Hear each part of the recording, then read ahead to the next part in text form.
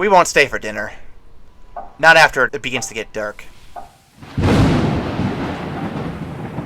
We live on the internet, but after dark is the Nick and Bo hour. So there won't be anyone here to help you if you need it. Unless you are on patreon.com/WassessCastProductions. For less than the cost of an overly elaborate sleep study gone wrong, you can support this show. That's bonus content, exclusive episodes, and early access just for you. No one will do better than that. In the night. In the dark. In the dark.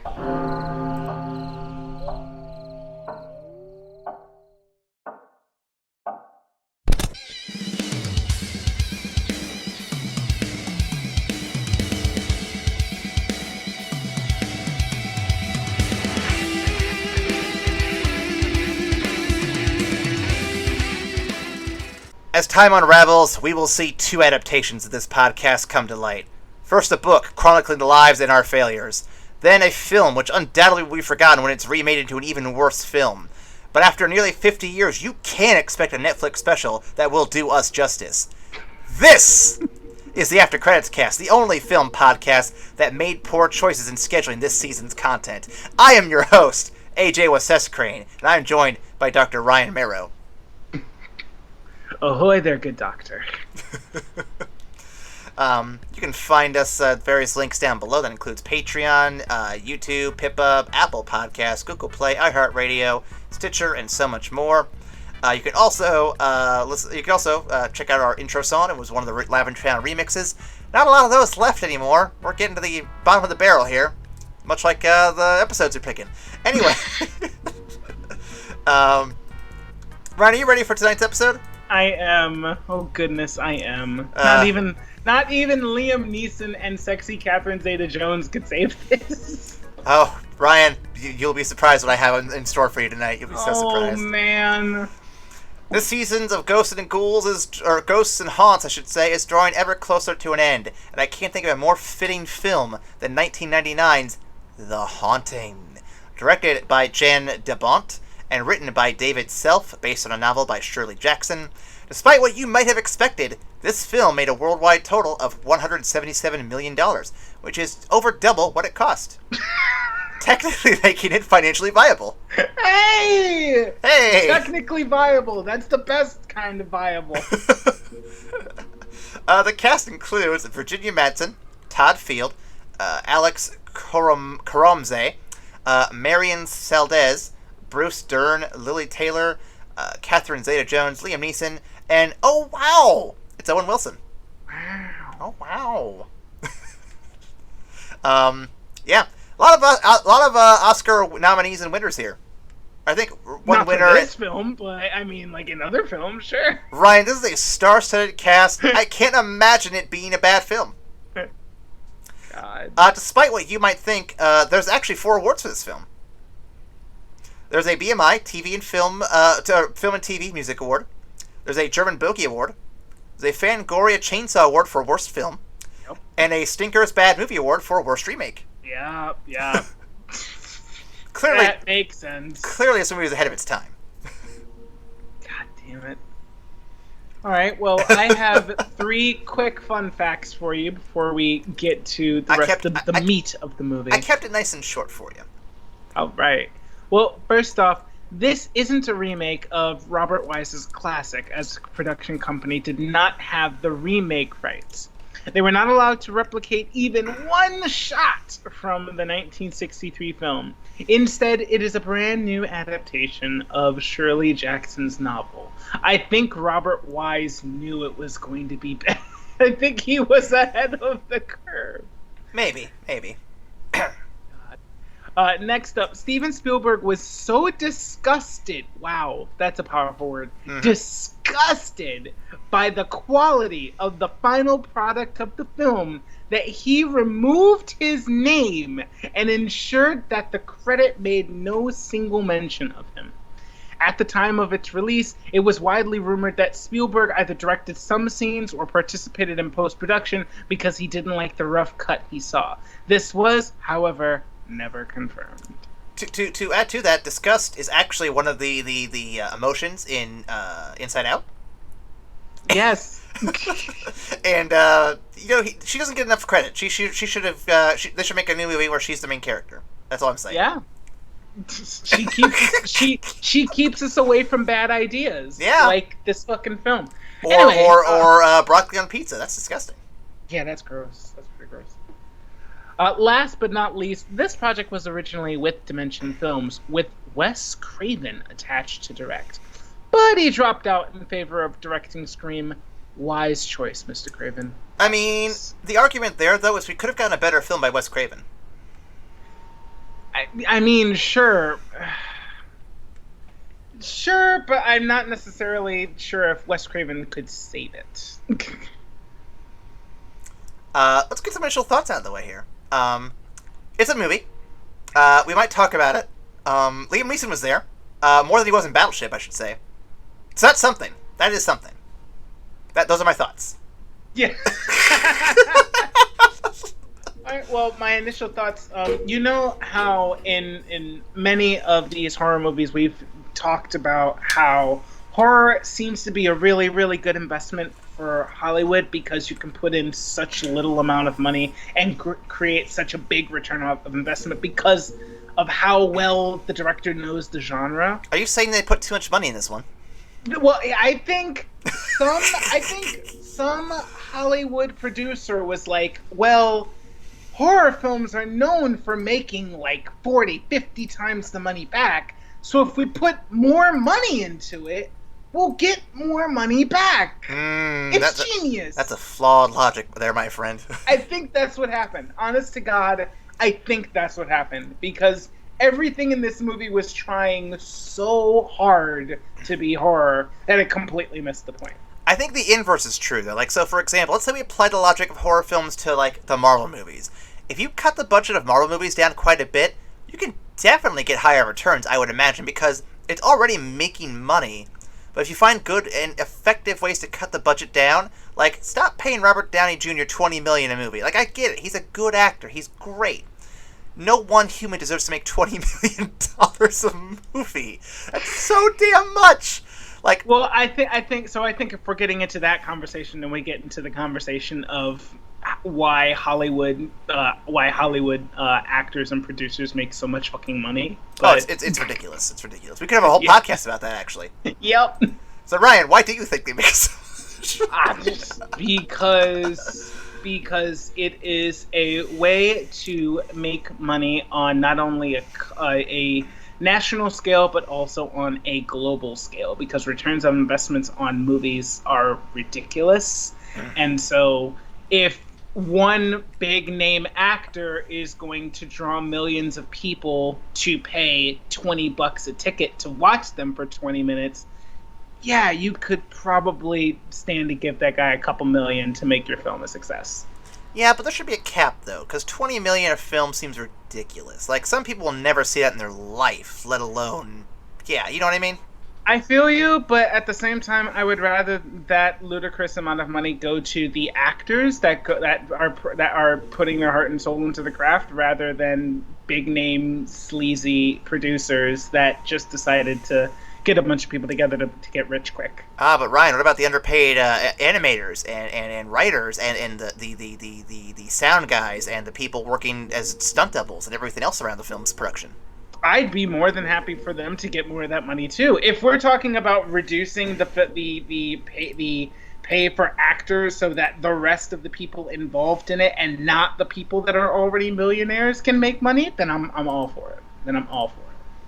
Now, to be fair, I would cut the budget of the CEOs first, and then the actors. Yeah. But CEOs definitely first. Ryan, I've got a synopsis here for you. All right, let's hear this nonsense. Now, I will warn you, you will get mad at me at some point. God.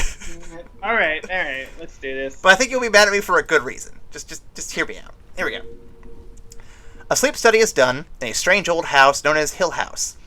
Qui-Gon Jinn insists that this is at least through... That's what's right here. Qui-Gon insists that this at least, though he has other plans in mind, such as ensuring the testes have enough midichlorians to do things. All seems fine until A dream occurs in which Nell revisits her childhood, a dream in which she and her family have moved into Hill House with the goal to renovate it. She is but a child at the time, along with her twin brother Luke. Dog? They make what Really? we assume is an invisible friend who turns out to be real, and an accident happens when their mom just goes crazy. I think Ryan likes it. I think Ryan likes where this is going. Get out of here. This dream also has some kind of weird time-skipping thing, even stranger since the dream shows her looking different and having older siblings to boot. One of which is Steve, who has written an autobiographical book regarding their stay at Hill House. He saw the least amount of ghosts, so he has to embellish a little bit, but it's fine. As long as someone profits off their misery. Their sister, Shirley, is not a big fan of this and demands that they don't allow Steve to sell his book for profit. Everyone else agrees with Steve, though, and his idea, so they get behind him and take his money anyway, including Shirley's husband. Theo is also there, the middle sister of the family. She's a lesbian with magical powers, and anyone she touches, stuff happens. Kind of like Rogue, but not nearly as deadly. As flashbacks go on, you see how the house slowly manipulated them through the use of a red room, ghost haunting the place, and one particular ghost manipulating the mother to do some nasty shit. Nell ends up dying in this dream, hanging herself while stuck in a strange vision. She then sees her life flashing before her eyes as the image of her self being haunts her as a child all the way through her adult life. Luke, sensing something is wrong with his twin powers, tries to burn the house down, but the house kind of stops him.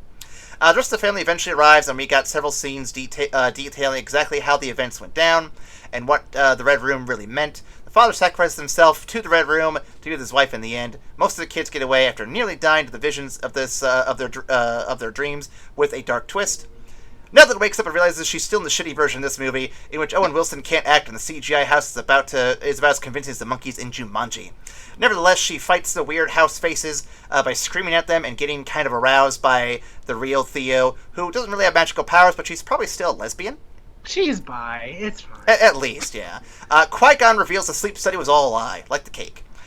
Then they try to reach out to Nell, who is trying to save the weird cherub children, forgetting they aren't real. You know, like your Last of Us game. But then a book tells her that the ghosts of the dead child slaves that haunt this house are real. They are being bullied by a big white ghost because, of course, it's a big old white male ghost. Privilege ghost. Owen Wilson is put out of his misery. Owen Wilson's put out of our misery, and Nell sacrifices herself to save the ghosts or something. And then Qui-Gon just went back home to boot up some Netflix in hopes season 2 of this show is as good as the first and better than this film. Wow. I like how close to the beginning of the synopsis you say fuck this movie and synopsize the better version of this. Did you just get bored in writing the synopsis and be like, fuck. Do you remember when the real good shit happens? Oh yeah. Wait, that's a different show. Oh, Ryan. Oh, I got an idea. Oh, Ryan, I haven't even begun. The night's only beginning. Ryan, I got some discussion questions for you. You ready for this? Let's get it. Oh my goodness. Ryan, I'm gonna jump straight to it though. What went through your mind when they revealed that Nell was actually the Bet Neck lady the whole time?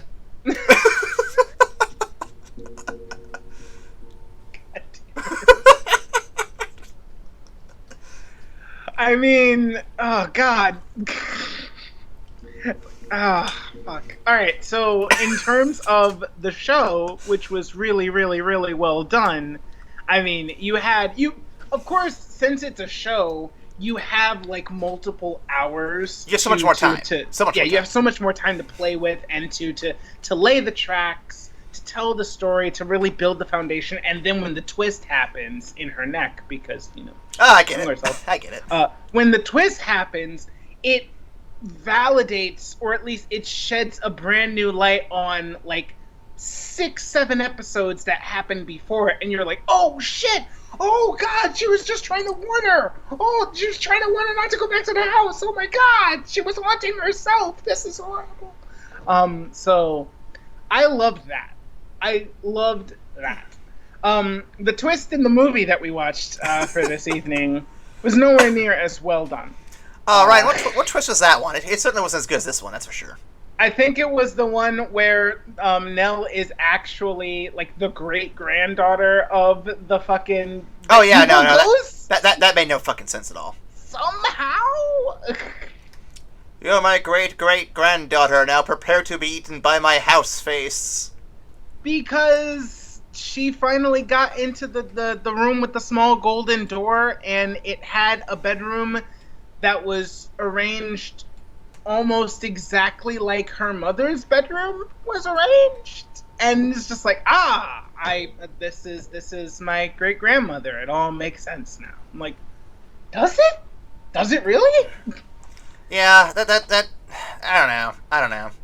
Truth be told, I was just there for Catherine Zeta-Jones flirting with Nell. That was it. That was the whole thing that was keeping my interest. I will say though, pivoting back to the Ben Nickley though, I do like the idea though of like ghosts that you think are evil, and you reveal at the end that they're actually trying to warn you. It's like when we talked about Scooby-Doo last year, when the ghosts were all like, "Hey, listen, these cat bitches are fucking nuts. You should get out of here." But they obviously you don't know that until the end, and you're thinking if they're just monsters and shit. But no, actually, they're good. They're good ghosts, good zombies. I mean, this is it's similar to what we talked about in Poltergeist, and how like Poltergeist, Spielberg was playing not only with like the terror of like there being like malevolent forces like beyond death, but the fantasy and the wonder inherent in the fact that yes, life exists after death, and there's so much like new shit. And like your loved ones can reach out to you after you thought they were gone, and they're trying to help you. Like, so like playing with that idea as well it's an idea that I don't see super often in like this genre. Although I'll confess, I don't watch this genre very often. But when you do see it, though, it's really refreshing. Yeah, when you see it and it's done well, it's really refreshing. Sure. When it's done with very odd cherubs children, yep, like staring at you while you sleep out of your headboard. Yeah, I'm good. Thanks. Shout out to Scooby-Doo Zombie Island for being a better movie than this one. Yep. Ryan, you brought up the golden door where she goes in and stuff happens. I have a question that follows it up a little bit. All right. What are your thoughts in regarding the Red Room? And did you realize that the room was that the kids and family were referencing was the Red Room before that reveal? So are all these questions just about the Netflix show, or we're just not even going to watch? We're just not even going to talk about the damn... Right. You have me watch this movie for nothing. I have got a question or two about the movie, but I wanted to see how long this is to go for. God damn it. Okay, fine. It being the Red Room was, I thought, a really, really awesome twist, because the interior of the room kept changing for each different person. And you would just think it was like a place in their attic because the place was so big, but the fact that it was all this same room that was just trying to change itself for like to match the desires of the person that's in it was really, really, really cool. Like, I really loved that. It's one of those perspective things that, again, I've mentioned I think before in this season, that when you can shift perspectives and not really even notice it, and how things are so different from character to character, and again, as the audience, you don't notice it until the end. It's such a cool idea, and the reveal they did, where you see the room's shape is the same, the window placement is the same for all those rooms. You don't think about it until you see them all side by side and see them all alongside the Red Room, and it's like, oh shit, how did we not notice this before? But I mean, obviously, you're not gonna. They framed it so perfectly. Shout out to what's his name? Mike Flanagan for bringing that together. Like this and Dr. Sleep, fucking great director right there. Oh shit! Wow, I didn't even realize they were the same director. That tracks so well. That tracks so well. Absolutely. And I mean, like you said, it's a benefit of the medium of like being able to do it over like 8 hours as opposed to 90 minutes. But I mean, it takes a subtle hand, like subtle storytelling to really be able to pull that off correctly, and they did it without a hitch, honestly. So that but the key is to make the shot and the room relevant to the person that's doing the thing in that moment, but for it to have that second bigger layer of meaning when you realize that it was all the Red Room just fucking with you the whole time. Absolutely. So it's definitely a balancing act, and I think it was done very, very well. Speaking of bouncing act, Ryan, what the fuck was up with that room with the water and the books and the rotating mirrors and shit? Like, I don't get what they're going for, that infrastructure in the movie version, but, like, those rooms made no goddamn sense. And, like... this entire house didn't make any fucking sense. This was the most try-hard haunted house I have ever fucking seen. Not even really a haunted house, though. Like a fun house with ghosts in it. I mean, the moment you walk into it and you see all of this stuff, it's just like, there's nobody who would live here. Literally, nobody. You could not pay me to live here. This was so obviously haunted. You have giant doors depicting the gateway to purgatory. Fuck you. What are we doing here? Like, this is... I'm obviously gonna die in this house. $900 just absolutely isn't worth it. But you have Nell going from room to room, like, oh, I love this. Oh, I love this architecture. Da, da, da, da, da. Did you see this? Did you see this one with the person in agony? Oh my god, it's exquisite. I'm like, what the fuck is wrong with you? This is horrible. This is a horrible place to be. Why are you here? I mean, she probably went to the same lobotomy clinic that Owen Wilson went to. It's fine. Wow. You're just gonna come at Owen like that, huh? Listen. I like Owen Wilson as a person. I think he's funny. This movie wasted his talents. Yeah, and he's definitely young. This is definitely young Owen Wilson, and they did not know what the fuck. Wait. Young Owen Wilson? I didn't realize he aged. I take it back. Paul Rudd's the one who never ages. Yeah, Paul Rudd is definitely an immortal, along with Keanu Reeves. Yeah. Well, you can kind of see Keanu Reeves' age, but I don't think it's like physically showing. You just see it in his eyes. You can see the many years and generations he's lived through. Yeah. Ryan, what was your reaction when we finally got to see what happened the night that Mama went crazy? Oh man, jeez. So I watched this with Allegra, like over the phone, and she was actually the one who really got me to do it, because she knew I didn't like scary movies all that much, but she thought that the writing and the story would be good enough to hook me for the show. And she was right, of course. She was absolutely right. I was enthralled. I was terrified, but I was also enthralled. When we got to the twist of the mom, I think I was expecting the ghost to have a more heavy-handed approach in it, but the fact that they were able to just subtly work on the mom the entire time and get the mom to go crazy was very well done. And it was one of those, like, deep-cut twists that really, like, showed itself to be amazing, like, at the end. Because you're thinking they all experienced some crazy ghost shit and that on their last night at the house, and their mom ended up dying. And everybody else can write it off as, oh, the mom went crazy and killed herself. But the family knows the truth of it, and they're having a hard time coming to grips with the fact that there are ghosts and it's real. Mm-hmm. But it was actually that mom just went crazy. Mom went crazy because of ghosts, but mom actually did try to kill them, and that was very well done. And I appreciate how they did it, and It felt like a very slowed down, paced out version of what we saw in stuff like Conjuring, where, you know, the mom was being subtly poked and prodded by the spirit, and then eventually pulled into this darkness. But in Conjuring, like you said, she is full on possessed, and therefore it's not under her control anymore. But I think had you been able to draw out Conjuring story to the level of this, you might have been able to do something very similar to this, where the mom literally is just doing what she would do, but because she's being lied and manipulated by these spirits that are telling her, you know, the false information and really just guiding her to misery and pain.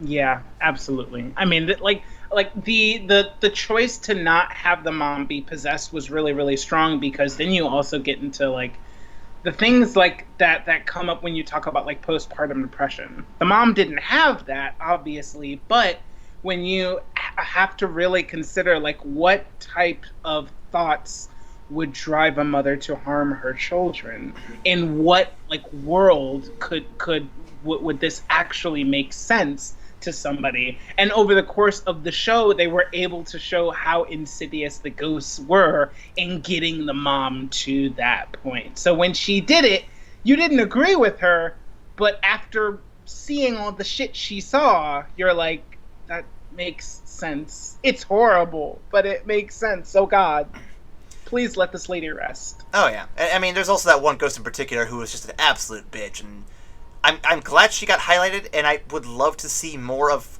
what happened there. But what we got was still so good. Like, oh my god, I don't know. I definitely want to rewatch this again at some point when I get time, because like it's good, but I got to be in the right mood for it. You know what I mean? Like, I got to get closer to Halloween to actually want to see this one. Yeah.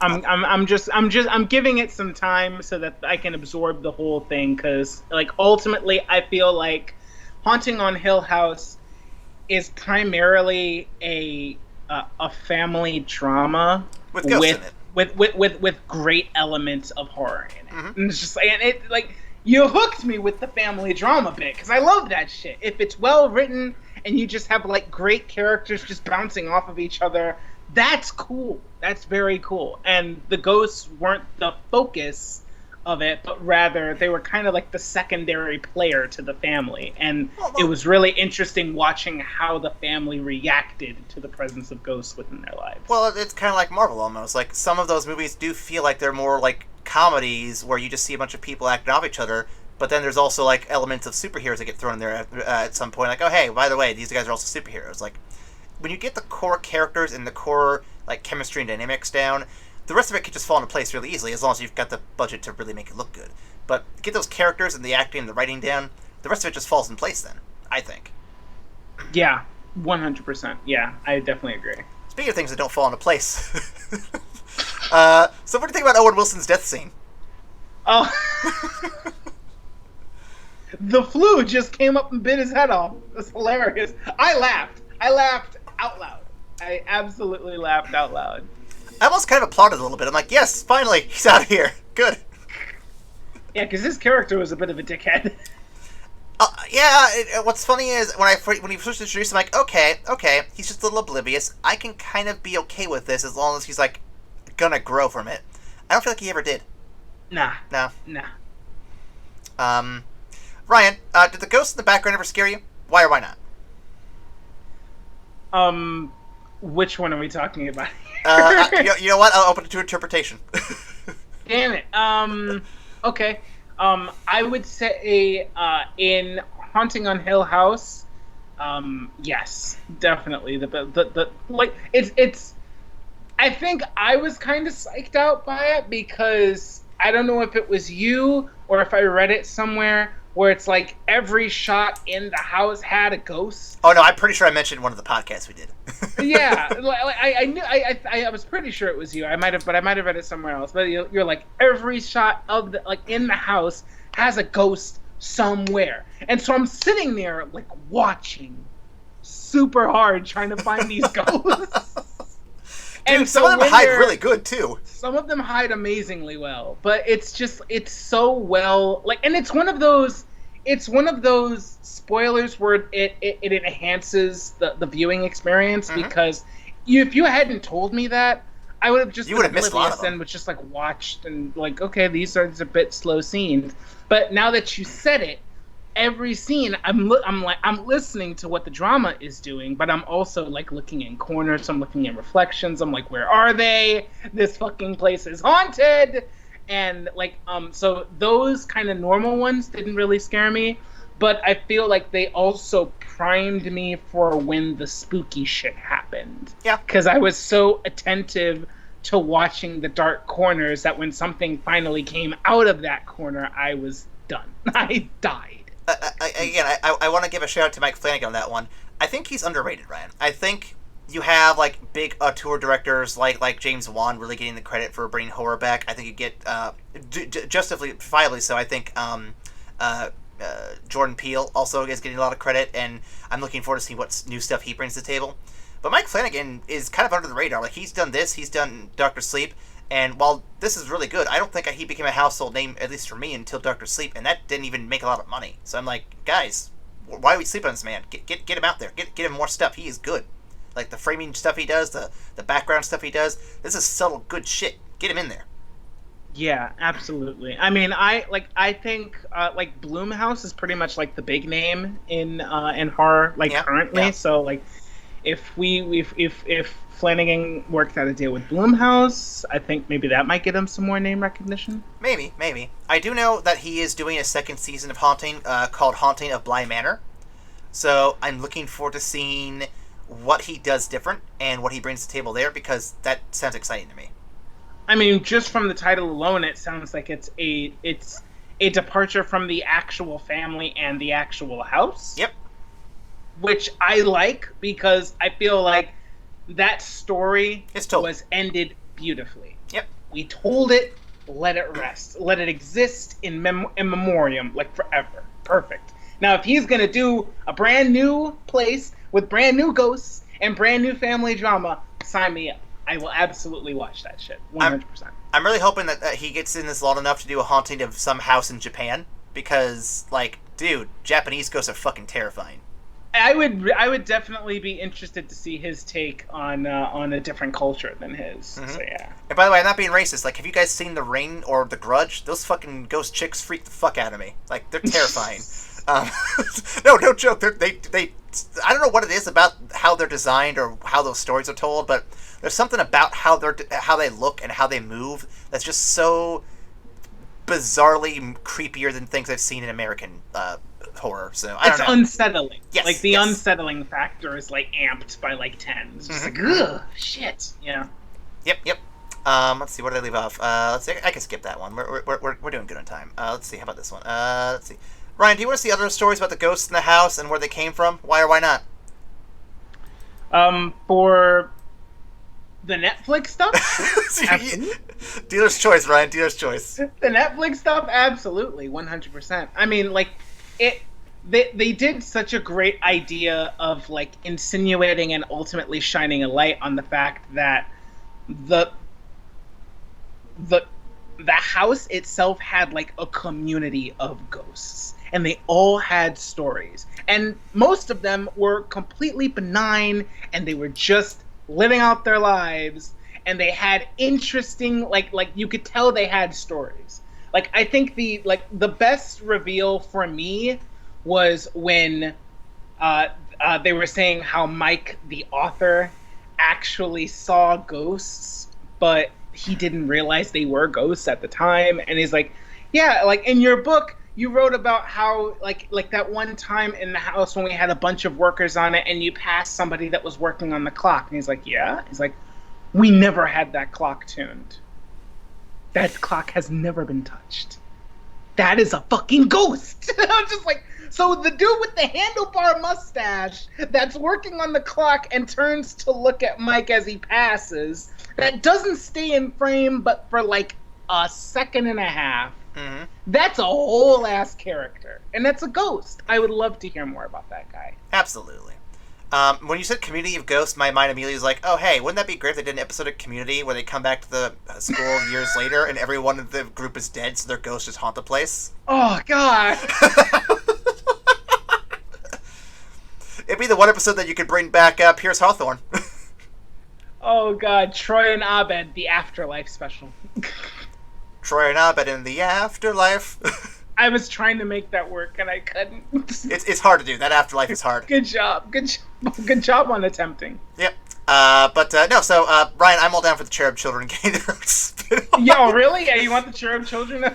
Dude, that'd be a great, like, fucking kids' morning cartoon, like Cherub Children, fucking... Getting chased by fucking Ebenezer Scrooge? What the fuck? We're gonna call it Cherub Adventures, and the little kids will just run around the house, running away from Grandpa Ghost Man, and they're all about causing hijinks and stuff. Oh my god. And then they get into shenanigans, and Grandpa Ghost is about to catch them, but then Eleanor shows up and says, no, Grandpa Ghost, you go back to your room. Yep, that's exactly how every episode plays out.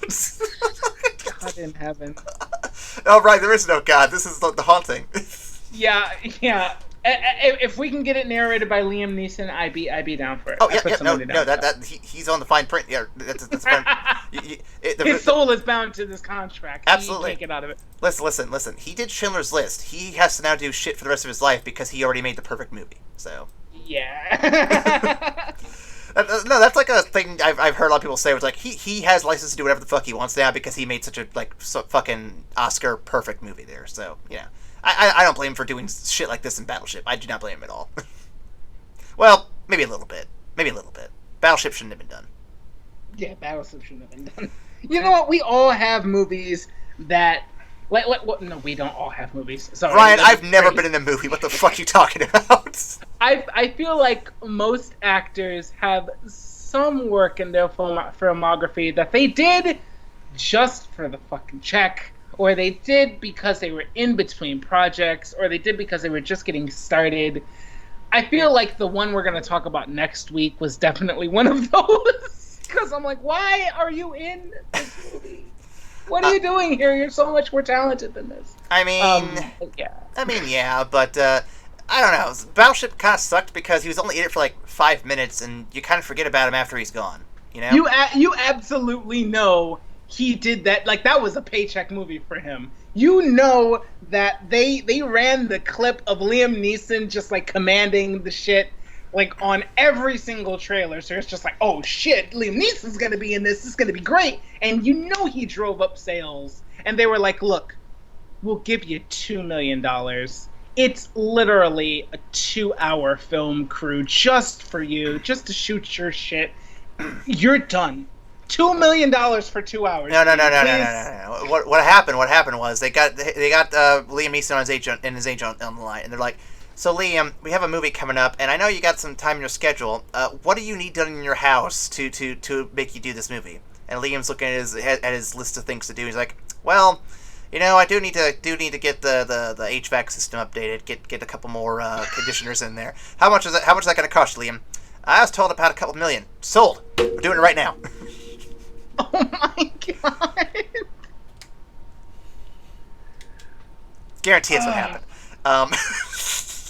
Brian, what's more disappointing though, that or the Bryan Cranston and Godzilla thing? That I didn't see Battleship. Like I kind of wish I had, just so I can shit on it. But at the end of the day, Bryan Cranston was in Godzilla more, from what I can tell. A bit. And Godzilla was overall a better movie. But it was still disappointing he didn't get to fight Godzilla himself. I would have been so down for that. Yeah.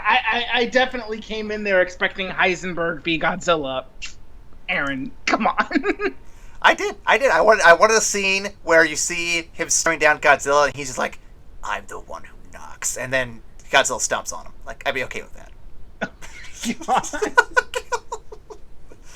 I just want Bryan Cranston to be reaching for like a black top hat and then says, nah, I have to leave it behind. Let's see, where did I leave off? Ryan, how did the way the kids grew up line up with their experiences and the way the house went down? Damn. Or did they? I wish you had told me. I would have rewatched the fucking show. Because it's been a minute. I think the individual kids' storylines were done very, very well. I think that each child's like specific quirk or like issue that they had coming up in the house like really lent for some powerful storytelling like as they were adults. Like there are definite like narrative through lines that they kept strong as kids and then really blew it up into like full-blown adult like issues that they had to deal with. Like the brother constantly like talking and seeing to ghosts, ending up becoming a drug addict because he couldn't handle all of the shit that he was seeing. Mm-hmm. Absolutely beautifully well done. The girl who was especially because he was still getting chased by one of them for all his life, you know? Yeah. Theo developing intimacy issues and like being unable to really connect with people and touch people because she was so empathic and could literally touch things and like feel like their past. That's fantastic. That makes so much sense. The Nell, I'm pretty sure this was Nell. She's the one who died. No, damn it, it's not Nell then. The other older sister. Shirley. Shirley devoting her life to becoming a mortician because after seeing her mom like unravel when she goes to the funeral home, she's like, you fixed her. Oh God, she looks like my mom again. You fixed her. It's just like, is that what you people do? You fix people for like so that they can say goodbye? Of course I'm devoting my life for this. Like, so yeah, all of that shit was really, really well done. Nice. I definitely think they all track.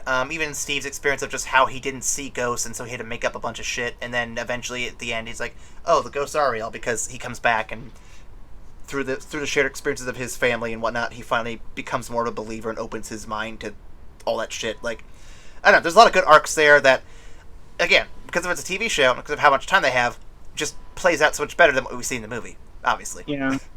And honest to God, the last, like the final scene, like being him seeing his father and him being the only one who recognized that his father was a ghost. Oh my God, it was so good. Mm-hmm. Oh, that was so good. Oh, I lost it. I was almost crying in that last scene. Ryan, which death scene did Nell do better in? The one where she died in the show, where she hangs herself by accident, or the one where she just falls and dies to sacrifice herself for the cherubs? I don't know. I liked the whole let's pin her up against the purgatory wall and then like have her slump down to the ground and then shoot her in slow motion for some weird fucking reason that didn't track at all. Did you catch that? It was weird. It was very weird. It was really odd. It was very noticeable. Yeah, that was great. That was some great filmmaking. I mean, Purgatory Wall is definitely something you need to have in every scene. Oh yeah. Yep. Oh yeah. Yep. Along with lion head flues that eat that like chomp off the head of any rude house guests. Basically, talking about burning your house down. I think that's the greatest home security system in the world. Somebody like talks shit and like, you know what, I'm gonna burn this place to the ground, and I have a giant concrete lion's head come off and bite their head off. I mean, pretty good. I felt like the role of the lion was to eat the least talented person on set. That's all it was. No! Shots fired. Bang, bang. Wow. Wow. Ryan, were you ever concerned the father may have killed the mother? Why or why not?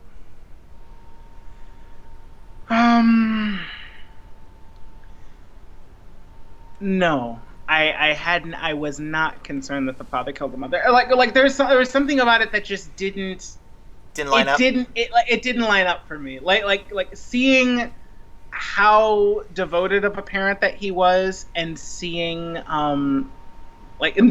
where he ends up. The only way I could have seen him killing the mom is if like he did it to save his daughter or something like that. Like he was about to catch her, he was catching her about to kill the daughter, and he had to in order to save his child. That was like the only thing I could think of. But even then, it didn't sit right with me because he didn't feel guilty enough.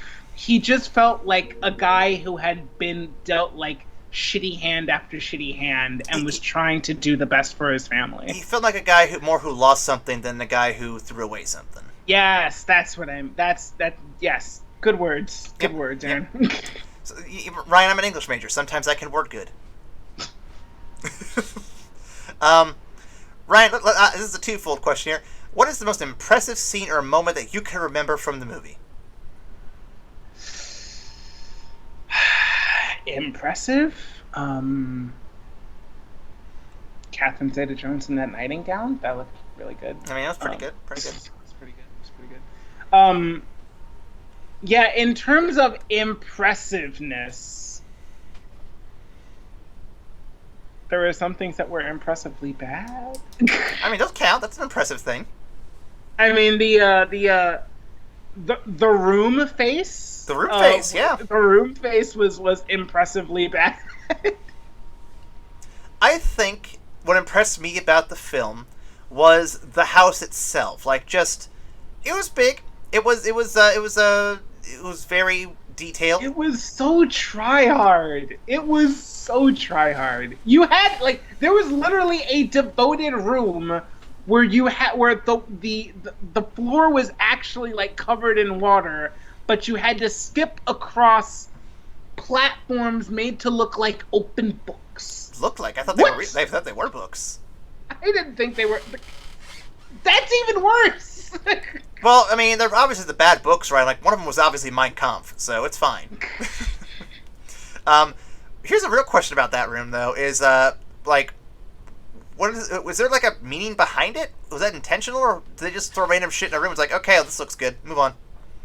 I just think it was like everything in the house was designed to be like as creepy as humanly fucking possible. But the water book room isn't creepy. It's just like weird. It's just extra. It's just fucking weird. It's just weird funhouse bullshit. Yeah. Like I was waiting for a room with the weird bendy mirrors that make people look fat or skinny or muscly or whatever. I mean, we had the fucking carousel. Yeah, I mean, we're not far. What was the most impressive scene or moment from the show you can remember?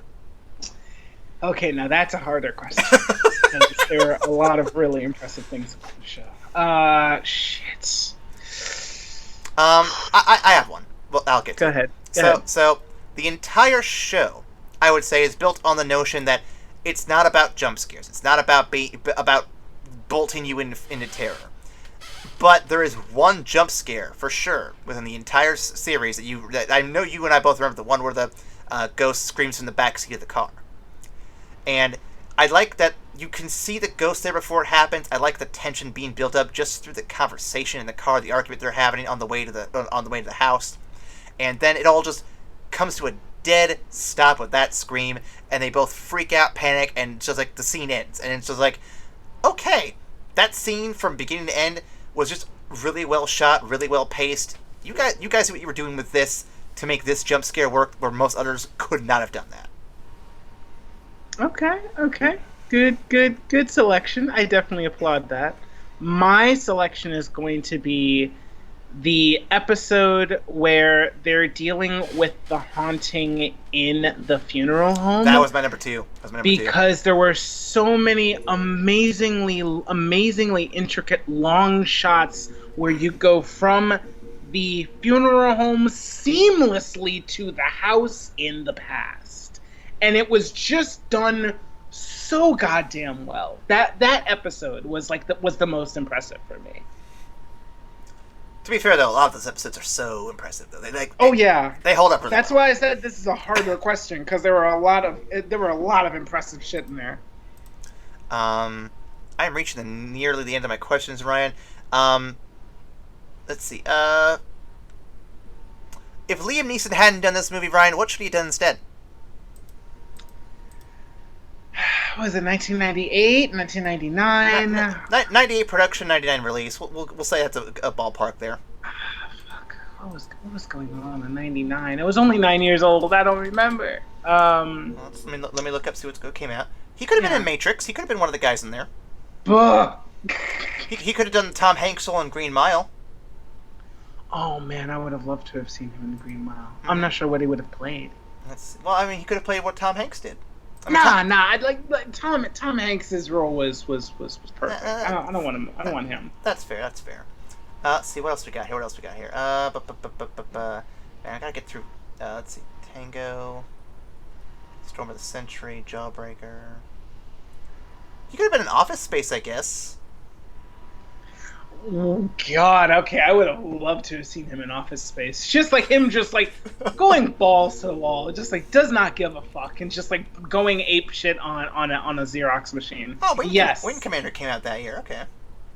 Let's see what else came out in '99. I like how we're stalling for time. In this, he could have been in Doug's first movie. There we go. He could have guest starred in Doug's first movie. That's what I would pick. No, I would like to see him as an old wise shithead in Matrix. That would have been cool. What else? I'm scrolling through real quick, so I'm probably missing a few here. What was the Pixar movie of that year? He could have been in Pixar's movie. That would have been cool. Let's see. Oh, The Mummy! He could have been in The Mummy, dude. Okay, so I don't want to displace Brendan Fraser, though. Oh, no. He would not have been the main character. Brendan Fraser has to be there. Who would he have been? So obviously, Rachel Weisz's character plays I'm not saying replace her, but she plays a British gal who works in like a museum-y kind of thing. He could have been a museum curator. Could have replaced that one dude, the older dude who gets killed. Well, the older dude is also supposed to be a Magi, so it makes sense that he's was he not. A Magi? Oh, I guess he was a Magi. Okay. I forgot about that part. It makes sense that he's not just fucking. Well, I just forgot because he died, so I thought he was just some old British dude. Let's see, what else? I guess he could have been one of the guys who... Oh, yeah, he could have been one of the dudes who unleashed the mummy's curse. A lot of dudes in that one. They were young Americans though. That was the whole. That was their whole character. There was fucking American show. The one older guy. He could have been the British curator that was with them. Yep. Yeah. That would have been perfect. Okay. I would have watched that. Okay. Okay, so I got that. So we cast him. We casted him. So Liam Neeson, you have been exercised of The Haunting. You will now be part of The Mummy. A better movie, equally interesting in many respects. Or something like that. I don't know. Ryan, if you wanted to send us their emails asking what the fuck this episode's about, what could they email us at? They could email us at $900 a week was nowhere near enough for this fucking sleep study. I don't know what the fuck you... Sorry. That's evacstation@gmail.com. I don't even think it really lasted a week. It was like 3 nights, maybe. Oh, yeah. It's still not worth it. So, wait. Were they... I'd have walked right into the living room and been like, fuck this. Nope. Well, so... Would they operate under Sam Raimi's Spider-Man rules, where if they don't last the whole week, they only get like $200? So yeah, something like that. I paid you for 3 minutes and you beat him in 2, so you get 1/10 of the fucking proceedings. Like, are you fucking kidding me? This episode's gotten fucking off the rails. You can also follow us on Tumblr, Twitter, Facebook, all that stuff. Also Patreon, pays the bills. If you can find us there and support our show, you can get more weird episodes like this. I promise you, more episodes will be like this. Ryan, let's rank this movie from platinum trash, all the colors in between. How would we rank this movie? Oh, I thought we were going back to the bucket or fuck it. Okay. We can, if you prefer that. This, because we went to the normal system for the Patreon exclusives, yeah? Yes. All right, so let's keep it then. Let's go back to the bucket or fuck it rules just to close out the series, like the series on with some continuity. Okay, that's fair. All right, fuck it. No, fuck this movie. It's gone. It doesn't need me to think too hard about it. With all of the money in the world and a great amount of star power, they managed to fuck this up. So good on you. I didn't think you could do it, but you did. Sounds like Hollywood, at least. Yeah. I would agree. Fuck this movie. You can go to Netflix and watch the better movie version, the Netflix version, right now for free. Well, I guess not free. It's longer. You're paying for Netflix, but no, it's definitely worth the Netflix subscription alone. Then you can watch Stranger Things afterward, which is pretty good for a good season or two. Glow, good the whole way through, and then Glow. What else is on Netflix that's pretty good? Avatar: Last Airbender. Fucking watch that shit. It's not exclusive technically, but like you should have already watched it like twice. So go do it right now. Ryan, is there anything else on Netflix you would recommend watching? You can catch The Flash. Get high and watch The Flash. It's amazing. it's really amazing. Just a lot of colors and a lot of ridiculous humor. I think that was an episode. I think that was mentioned in one of the exclusive pre-roll episodes. So if you want to check out that stuff instead of Netflix, hey, you could listen to Ryan talk about getting high and watching The Flash on one of our episodes. It's so much fun. It's so hilarious. Just blaze at 420 speed. Yep. 420 speed and the fucking podcaster. So thank you for listening to whatever the fuck this was, and we'll see you after the credits. Bye.